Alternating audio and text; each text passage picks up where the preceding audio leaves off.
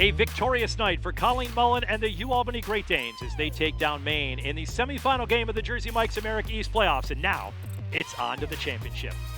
Rich Becker, Leah Bowers here on the court at Broadview Center. Really, this game was pretty even, leaning toward Maine in the early going, but then UAlbany at the end of the second quarter, most of the third quarter, really turned it around with defense. It was a back-and-forth game, and that was expected with two really great teams, two well-coached teams. They're competitive. They know each other. Maine got off to the hot start, but it was UAlbany's defense that won it in the end. Now, you mentioned that hot start. It looked like it might shoot UAlbany right out of the building.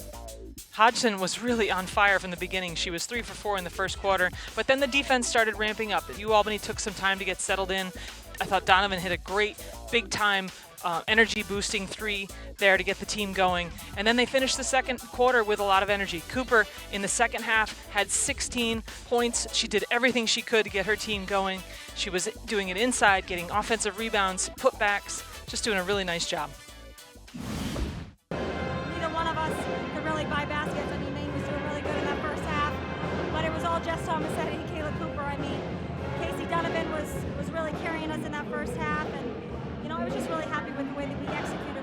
We seemed really sped up in that first half, and then the third quarter we're like, let's go in and attack them, like be aggressive, and I'm just really happy with how we responded. 29-18 in the second half for the Great Danes. In fact, UAlbany scored the same number of points in the third period as Maine scored in the second half. We take a look at the stats from this one. Their offense really turned it on, and when their offense gets going, their defense follows suit. 32 points in the paint I thought was a big discrepancy, a huge advantage for the UAlbany Great Danes. Cooper not just doing it herself with the points, but scoring through assists. She had 4 assists, a lot of over-the-top passes to her buddy Donovan. Just a really nice job in the paint for UAlbany's offense tonight. Jersey Mike's a proud supporter of America East women's sports. Let's take a look at the brackets. UAlbany and Vermont in the championship game, 1-1 on the season. UAlbany wins the first one here, 64-55.